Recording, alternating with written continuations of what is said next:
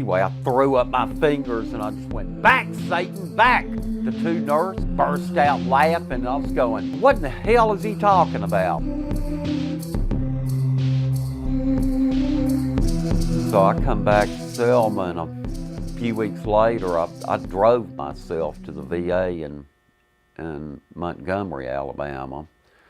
And there was an old doctor in there, old, had been there 50 years, 50 or 60 years.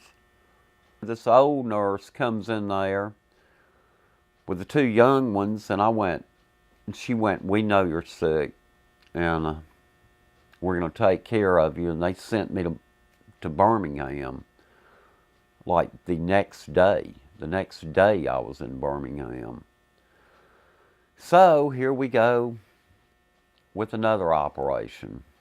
And this girl, good doctor, she scraped all the bones in my knee, and I'm in the hospital, back on the morphine, a lot of morphine.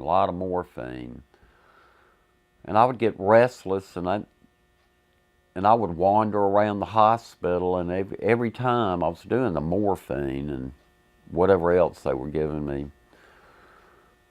Anyway, I would try to go downstairs. They had like a PX there. Anyway, I go to the wrong floor. It's like down in the basement, and that's where they keep the dead veterans on gurneys. And you go down there, and the elevator door opens up, and you see a bunch of feet sticking out from these blankets, these sheets. And you go, uh-oh. And you're not feeling very good anyway, and it's not good for the healing purposes to see all these dead guys. So I go back up and get in the room, and oh yeah, we had a guy across the hall, and I never saw him. I never saw this man.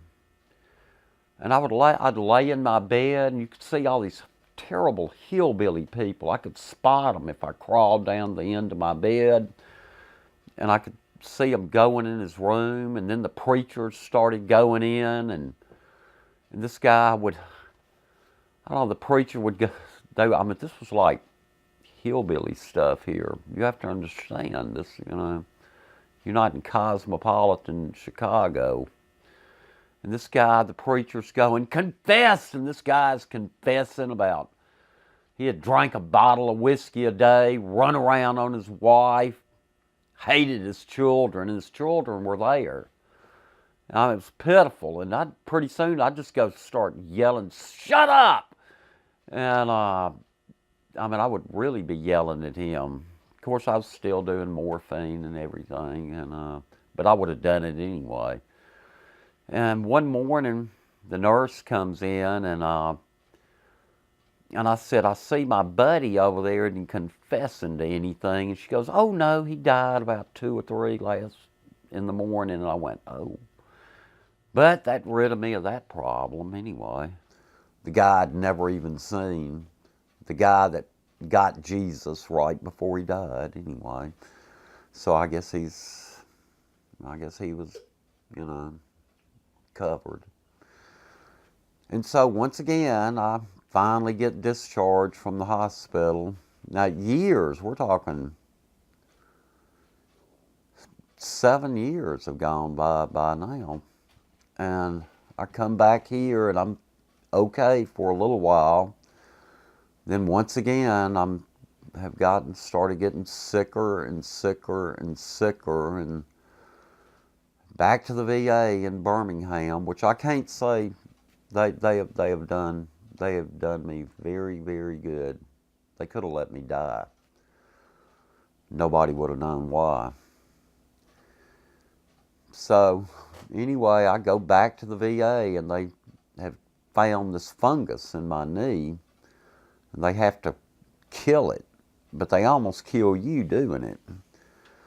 So I go up there, and they gave me these amputation B treatments, and I had no idea what it was going to be.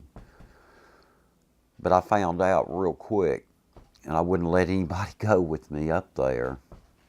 because it was kind of embarrassing. But I'd have to go up, I think it was like on the 5th floor there. And I'd have to walk down this long green corridor. And on your right, it was like these picture windows, sort of like where they put babies and you go up and mash your face up and look at your little, whatever you've had. But on this picture window, there were men in it. And they were all sitting on hospital tables, and all these guys were missing legs, missing an arm, missing both arms. And I would walk by them, and I try not to look at them, because I know they were looking at me and going, that son of a bitch has got all of his limbs.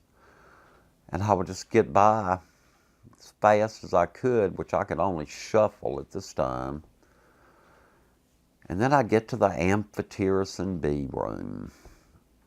And you'd get to lay on this hospital table. And they start putting it in you. And you would start, you'd start sweating. Pretty soon you were just took hours and hours to pump it in you. And then you start sweating. Then you would pass out. Then you'd pee-pee on your pants, which I didn't know the first time that was going to happen. It was real embarrassing to me. Then you'd wake up and you'd be freezing to death. And they'd have to put blankets on you. And every 4 days I would go up there and have that done. And they always thought I had somebody with me to take me back to Selma, but I never did. I lied to them, because I wouldn't let anybody go, because I didn't want to let anybody see that I pee-peed in my pants, you know. But every trip, I'd go down that long green corridor, sort of like you see in mental institutions. And there those guys would be sitting on the tables, different guys. And I remember one of them had like 4 machine gun bullets stitched across him. And him and I looked at each other, and I just kind of shook my head. And I never knew why they were in there. But anyway, I got through with my little amputation B treatments after 3 months, every 4 days. And it was rough. Anyway, I got cleared up, and it killed the fungus in my knee. It'll almost kill you, though, too. But that was the last thing they knew to do. It was either that or cut both of my legs off, which I really didn't want to happen, because I would have been on one of those little tables in that corridor, and I'd be looking at somebody else cussing him for having all his limbs. And I know I would have. But every time I'd go down the hall, I would think, yeah, things could be a lot worse, a lot worse. So finally, I got through with those treatments, and it was okay for a long time.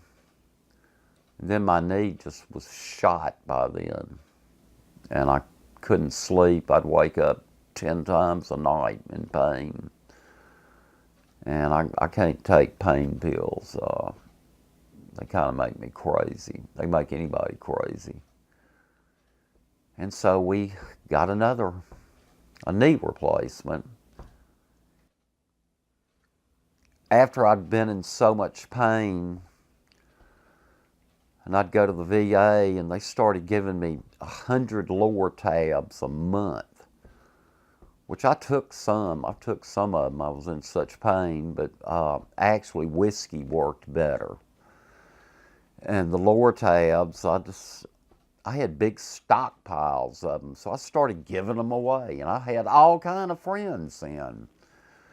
And anyway, I had to, finally had to tell everybody, no, I'm not getting them anymore, but I did. I had about 600 in the freezer over there.